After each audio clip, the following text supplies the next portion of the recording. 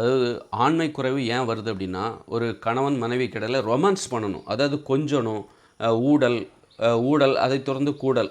அது சொல்கிறாங்களா, அந்த ஊடல் என்பது இல்லாமல் வெறுமனே அது எப்போ வரும் அப்படின்னா, நீங்கள் இப்போ ஒரு பொண்ணை கல்யாணம் பண்ணுறீங்க அப்படின்னா, ஒரு ஆணாக இருந்து நீங்கள் ஒரு பொண்ணை கல்யாணம் பண்ணுறீங்கன்னா, அவளுடைய நினப்பு உங்களுக்கு வருதா அப்படி பார்க்கணும். அதான் காதல்ன்றது. அவளை பற்றி இப்போ அவகிட்ட பேசுகிறீங்க, அப்புறம் பேசாமல் உங்கள் வேலையை நீங்கள் பார்க்கும்போது கூட உங்களுடைய நீங்கள் யாரை காதலிக்கிறீங்களோ அவளுடைய நினப்பு உங்களுக்கு வருதா, அதுபோல் ஒரு ஆணின் நினைவு அந்த பெண்ணுக்கு வருதா, இவர்கள் தான் திருமணம் செய்யும், இவர்களுக்கு தான் அந்த ஊடல் என்பது வரும், அந்த ரொமான்ஸுங்கிறது வரும். ரொமான்ஸ் பண்ணணும், கெஞ்சுறது கொஞ்சுறது, அந்த மாதிரி ஈகோவை விட்டுட்டு சரணடைதல். இது எப்போ வரும் அப்படின்னா, அந்த மனசில் நினப்பு வரணும். நினப்பு வருகிற அந்த உறவை தேட வேண்டும்.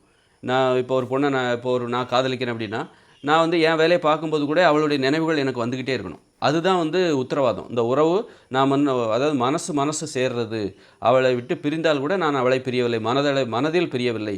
வெளியில் தான் இடைவெளி, தொலைவாக நான் போயிருக்கிறேன், வேலைக்கு போயிருக்கிறேன், வெளியூர் போயிருக்கிறேன், ஆனால் மனது நெருக்கமாக இருக்கிறது, உறவாடி கொண்டு இருக்கிறது. அவளும் அதே மாதிரி நினைக்கணும்.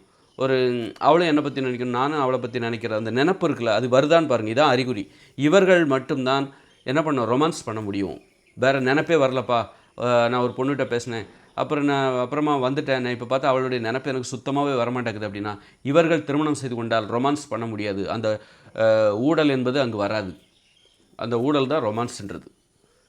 அதனால் இந்த ரொமான்ஸ் இல்லைன்னா அது தவறான உறவு. ரொமான்ஸ் இல்லாமல் அந்த நினைவுகள் வராமல் நீங்கள் பண்ணிங்கன்னா அப்போ தான் அந்த ஆண்மை குறைபாடுலாம் வரும், பெண்மை குறைபாடு, தாம்பத்தியத்திலே ஆர்வம் இல்லாமல் வந்துவிடும், தாம்பத்தியத்தில் ஈடுபட முடியாத நிலைமை வந்துவிடும்.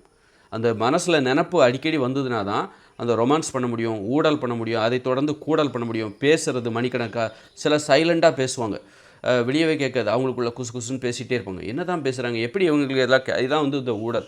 அங்கே காதல் இருக்குதுன்னு அர்த்தம். அப்போ அவங்களுக்கு இந்த எந்தவித குறைபாடும் வராது, ஆண்மை குறைபாடு எதுவுமே வராது. இப்போ யாருக்கு ஆண்மை குறைபாடு, காதலே இல்லாமல் மனசுக்குள்ளே அந்த நினப்புகள்லாம் வராமல் இப்படிப்பட்டவங்க கல்யாணம் பண்ணும்போது தான் அவங்களுக்கு ரொமான்ஸுங்கிறது வரவே வராது. ரொமான்ஸுங்கிறது அடிப்படையில் மனசுக்குள்ளே இருக்கணும்.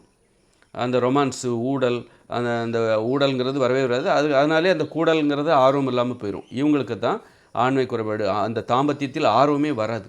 வராமல் போகும்போது என்னாகும் அப்படின்னா, நம்ம இந்த கைகளை பயன்படுத்தினா தான் அந்த கைகள் வலிமையாக இருக்கும், கால்களை நடந்தால்தான் கால்கள் வலிமையாக இருக்கும். அப்போ அதுபோல் நம்ம ரொமான்ஸ் பண்ணுறது, அப்போ அது ரொமான்ஸ் பண்ணுறது, ஊடல் கூடல் இதெல்லாம் பயிற்சி எடுத்தால் தான் அதில் ஆர்வம் அதிகரிக்கும். விருப்பமே இல்லை எனக்கு அப்படிங்கும்போது தாம்பத்திய குறைபாடு ஏற்படும். தாம்பத்தியத்தில் ஆர்வம் இருந்தால் தான் அதை நீங்கள் தொடர்ந்து செய்வீங்க.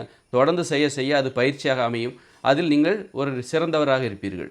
உங்களுக்கு ஆர்வமே இல்லை, வெறுப்பாக இருக்குது, கணவனை பார்த்தா வெறுப்பாக இருக்குது, மனைவியை பார்த்தா வெறுப்பாக இருக்குது, ரொமான்ஸே வரமாட்டேங்குது அப்படின்னா நீங்கள் உங்களுக்கு அந்த ஆர்வமே வராது. அதனால் உங்களுக்கு தொடர்ந்து தாம்பத்தியத்தில் ஈடுபட மாட்டீங்க. அதனால் உங்களுக்கு குறைபாடு ஏற்படும்.